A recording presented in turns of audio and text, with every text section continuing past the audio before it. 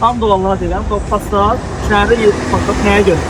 İstədiyin yolda bir Passat götürüb bunun üçün deyir. Bu yığılmadı, dəmək istəyirlər və s. Əlavə artırmaları var, yəni ham qanada şəkildə təbii ki.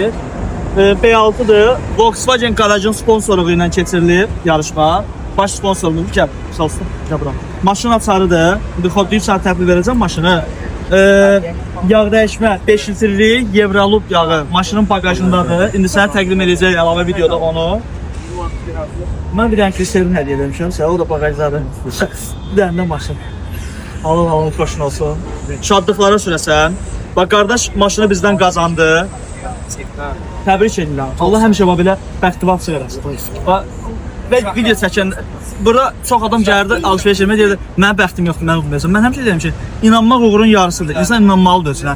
Qaqaşa 3-4 dəfədən sonra inandırmışım.